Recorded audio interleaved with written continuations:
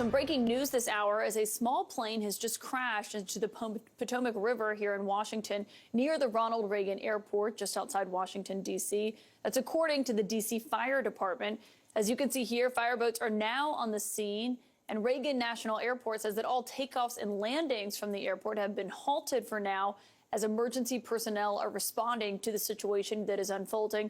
We're just learning new details, and I want to get to CNN's Pete Muntean. Pete, first off, what can you tell us? What do we know about the size of this aircraft or just what happened here? This is developing by the moment, Caitlin, and it sounds, at least according to the preliminary data from Flight Radar 24, one of the big flight tracking sites, that this may have been a regional jet operated by PSA Airlines that would have been a code share with American Airlines, meaning you buy a ticket on American, the flight is operated by PSA.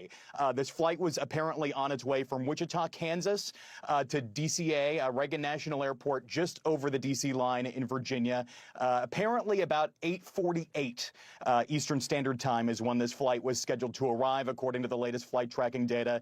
And apparently there was some sort of incident. You can see in the live image there.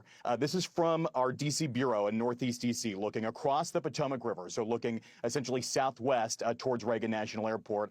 All of the flashing lights of the police response and also the D.C. fire boats there in the Potomac River.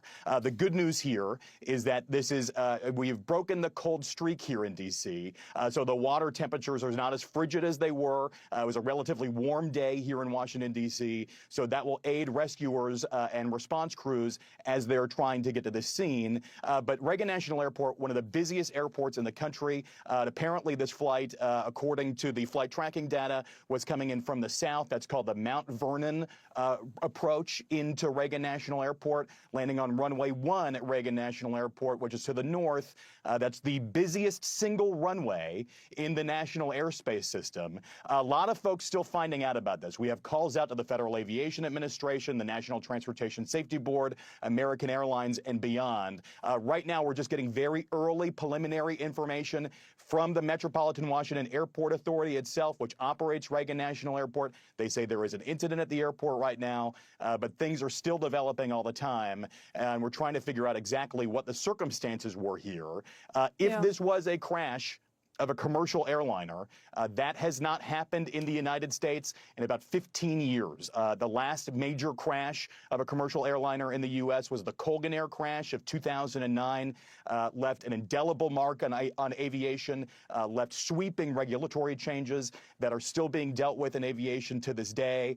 It is a really, really, really busy slice of airspace. And I can tell you, as a pilot, as a flight instructor, as somebody who has a small airplane at an airport not too far away from Reagan National Airport, it is a very restricted piece of airspace, but it's also very busy with commercial traffic, also very busy with helicopters, not only from local law enforcement, but also military and government agencies. We just saw in D.C., if you've ever spent a long time in the District of Columbia, you know that helicopters are a way of life here. So there are some now big questions here about the busyness of the airspace and what exactly took place here. We don't want to speculate. We want to rule things out. But right now, we're just finding out very preliminary information about what has taken place here at Reagan National Airport. Very clearly an incident, and very clearly an incident with an incredible police and fire response. And just on the helicopters, I mean, there's literally a Twitter account dedicated to what helicopters flying where, because there are so many flying in U.S. airspace. Marine One flies over the Potomac, to be clear, as well. That's that flight pattern. But on this plane specifically, is it a passenger plane? And if so, how many passengers does it fit exactly? This is what we think, according to the preliminary flight tracking data. And I'm going to underscore again and again, this is preliminary. That this flight was a Canadair regional jet. I'm just going to pull up the data again. A CRJ is what they're called. You've probably been on them before. They operate the regional flights for major airlines between smaller airports and larger airports. They're a very common sight at Reagan National Airport. It looks like this was a CRJ 700. So that is a larger, longer regional jet. Seats about 60 or 70 people or so. I'd have to check on it. I'm sure somebody will also check me on that who's watching right now. So this could be potentially very significant. And if this involves, indeed, a commercial flight, and that's what the preliminary flight tracking data says, that this flight was on approach into Reagan National Airport, approaching from the south to the north on the Mount Vernon approach, initially landing on runway 1, and then potentially, according to the flight data, did a swing-around maneuver where they sort of swing over the Maryland side of the Potomac and then line up with a northwesterly runway called runway 33. That's a pretty common thing for these smaller regional jets to do. It's something, a maneuver that can be very tricky at times. This, of course, happened at night, which makes things a bit more complicated, not only for the pilots who were flying this airplane, but also for rescuers. It is very, very dark on the Potomac, and it is. I was out just a minute ago. It seemed like mostly a moonlit night, or mostly a moonless night, which makes things even harder for them to respond to this right now. You can see the lights and the major response out there. It's a little hard to make it out, but that is the Wilson Bridge off in the distance. If you're familiar with the D.C. area, that is the bottom side of the Beltway. So we're looking towards Virginia right now. This happening essentially on the shores of the Potomac in Arlington, Virginia, just over the D.C. line. Yeah, and Pete, just the airport was not allowing takeoffs or landings. We are now hearing from an FAA advisory that Reagan National Airport is closed due to an emergency. And as you noted there, you can see this massive response here. And from this angle, this camera from the D.C. Bureau, I mean, just to give everyone a heads up, we're about a 15-minute drive from Reagan National here at the Bureau. And that just shows you, we can see just how overwhelming this response is right now.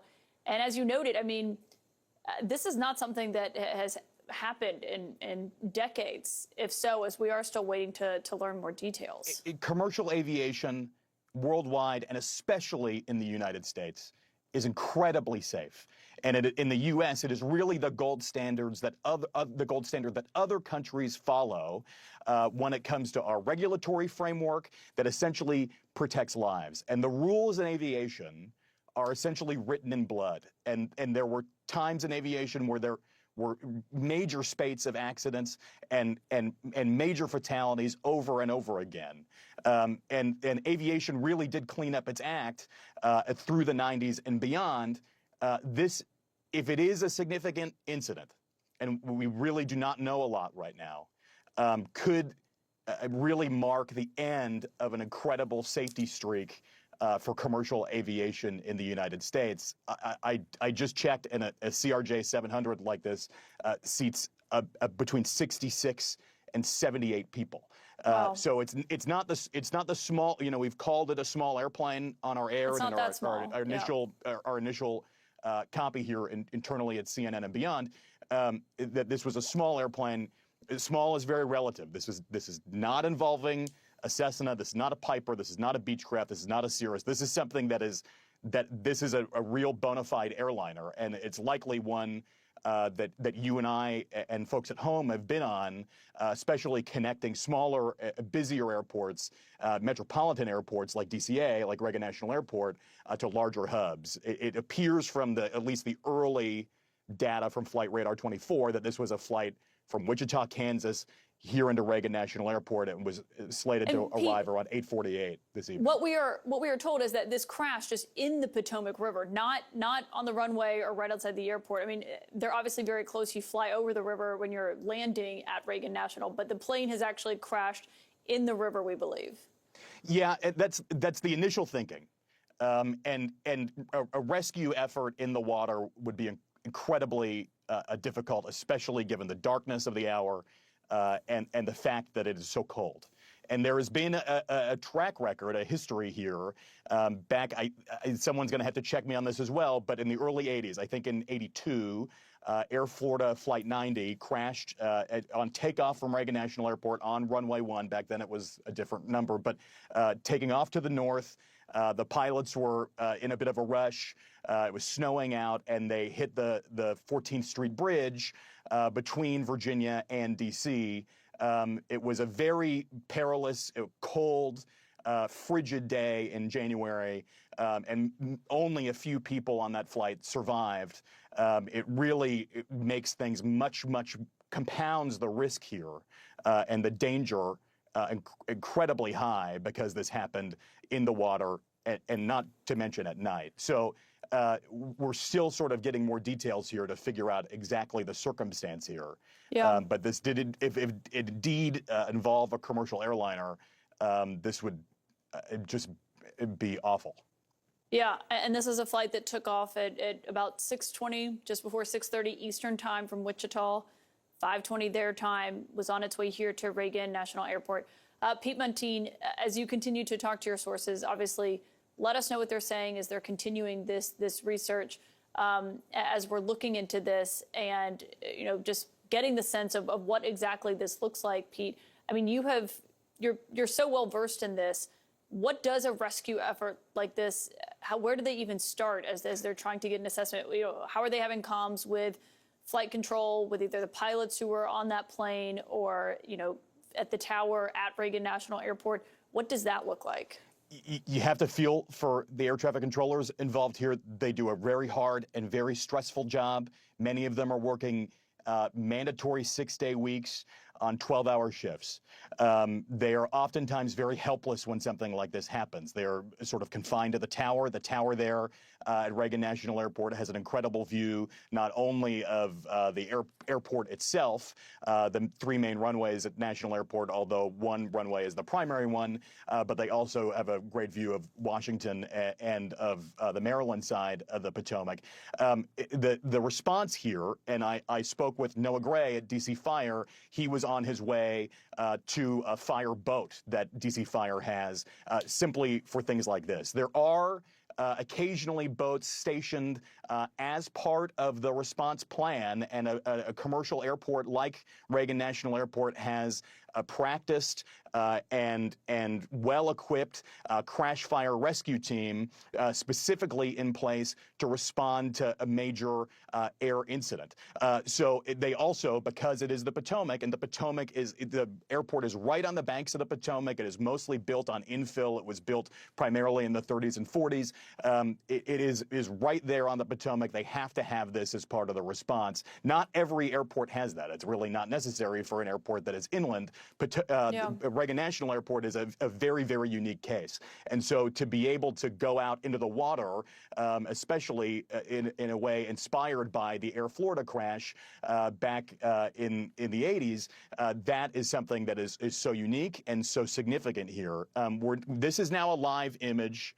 Yeah, this is from an affiliate, Pete. What are you? I mean, this is WUSA. obviously much closer. What can you see in this as we're looking at this response, and just how large this response is from what they prepare for as they do that? I'm happy we've taken it full. In the distance there, you can see Crystal City, Virginia there. Of course, the red and white flashing lights. I can see the yellow fire truck at about the 2/3 position of your screen, about 1/3 from screen right. That's likely one of the foam trucks that is used by the Metropolitan Washington Airport Authority specifically for crash fire rescue. I've met some of these firefighters. They do incredible work. They have fire boats there, and I think if you see sort of in the center of the screen, you can see the reflection of the Potomac there. This is looking westbound from the Maryland side. You can see the reflection there. The camera's moving a little bit, but that little opening that's light, that looks like it is one of the response boat pens or docks where they keep the boats for specifically potentially an incident like this. This is an incredible response. This is not the type of response you see when somebody is sick on an airplane. This is not the type of response that you see when there is even an engine fire or some incident where an airplane slides off the runway. This shows to me that there is something extremely significant happening here at Reagan National Airport. And it seems like there's probably never, ever been an emergency response like this at the airport in modern times. I mean, this is it really something else. Pete Muntean is back with me. Pete, what have you learned? I have this statement now, a bombshell statement really from the Federal Aviation Administration. I'm going to read it to you verbatim. PSA Airlines Bombardier CRJ-700 regional jet collided in midair with a Sikorsky H-60 helicopter, that's a Black Hawk, while on approach to runway 33 at Reagan National Airport around 9 p.m. local time. PSA was operating Flight 5342 for American Airlines. It departed Wichita, Kansas. FAA will investigate. NTSB will investigate. NTSB will lead the investigation, the FAA says, and the FAA says it'll provide more information as it comes in. The huge news here, not only was this a crash involving a commercial flight, this Flight 5342 from Wichita, Kansas to Reagan National Airport, but that this was a midair collision with a helicopter. This was a midair collision not with any helicopter. This was a midair collision with a H-60, which is more colloquially known as the Black Hawk helicopter. The approach, I'm stumbling over my words here because this is just so staggering that there is a midair collision involving a commercial airliner. Commercial flights are equipped for ages with a system called TCAS, Traffic Collision Avoidance System. It tells the pilots in the cockpit how to avoid other airplanes nearby. It is a system that came about because of midair collisions with commercial airliners and small general aviation aircraft, commercial airliners, and helicopters. It tells the pilots, there's traffic ahead of you, climb now, descend now. This would be an incredible lining up of the holes in the Swiss cheese, which is the saying in aviation, the gaps in the safety chain in aviation that this happened. And now investigators have an incredible amount of work cut out for them to figure out how a commercial airliner in the United States in 2025, when the pilots are incredibly trained, the technology is incredibly sharp, collided with what is apparently a military or government helicopter. Nobody else uses the Black Hawk. It is really something else. I'm just stunned. Initially, we had heard that this may have been a collision with the police helicopter, and what the FAA is laying out here is that is not the case. This was a midair collision between this commercial flight and a government or military helicopter. To put this in the context for you, Reagan National Airport is right across the river. On the Maryland side is Joint Base Anacostia Bolling. That is where the presidential helicopter fleet is based. You'll often see Marine One staged there, as well as the decoy helicopters that are part of the flight. When there is a presidential movement, you'll often also see Black Hawk helicopters there as well. I drive by it all the time. It's right on DC 295 if you're familiar with the Washington metro area. And I'm sure if you are, you've seen the helicopters overhead, the green military helicopters. We do not know who was operating this helicopter. We know who was operating the airliner, PSA Airlines, on behalf of American Airlines. We have seen, and you can see, this is actually a much better shot now because you can see the end of the runway there. That is looking, this is now looking westbound from the Virginia side of the Potomac, looking west towards where Joint Base Anacostia Bolling is. Reagan National Airport is closest to us there. You can see the runway lights emerge from above the graphic there towards the center of your screen. And then, of course, the police, fire, EMS, crash fire rescue response there on the west, that is the eastern shore, the west edge of the Reagan National Airport property. You can see some boats in the water there, and that's one of likely the DC fire boats that we've just taken the live shot of from WUSA. And there have been several helicopters. I just spoke to a source who is there on the south edge of the airport. And he tells me that there are multiple helicopters in the air, that they're apparently searching in the water with spotlights out, a flurry of activity, not only on the Virginia side of the Potomac where Reagan National Airport is, but also on the west side where Joint Base Anacostia Bolling is on the Maryland side. We can see now. Pete, can you see, this is CNN's camera showing this emergency response. I mean, those are the boats that more boats that they are presumably going to put in the water. I mean, just to put into plain terms, Pete, I mean, to say that a passenger plane has just collided with a Black Hawk helicopter over the Potomac, and we are seeing the size of this response, and they are still preparing to put more boats in the water. I mean, obviously, we want to wait to see what happens, but this has the potential to be an unthinkable tragedy. Yeah, I mean, a CRJ, a Canadair regional jet like this, holds about 70 people, and there's no confirmation of injuries or fatalities here. Of course, we hope and pray that that is not the case. If there is a midair collision, that is something that is so infrequently survivable and is one of the reasons why commercial aircraft in the U.S. are required to be equipped with anti-collision technology, and the pilots are required to follow the commands from that anti-collision technology. This is a response that is far and wide. It is not only in D.C. These are crews apparently from Fairfax County, which is 2 counties away, or a county away from Arlington County, where the airport is. So this is an incredible response to try and truly. You can also see helicopters in the air to make this a happy ending. One has to wonder if there is going to be any happy ending here. It is just so staggeringly sad. I mean, it is stunning news, and obviously we are praying for everyone who is involved here. Pete Montine, I'm going to let you check in with your sources. Let us know when you're hearing more about this scene that we are watching unfold right now.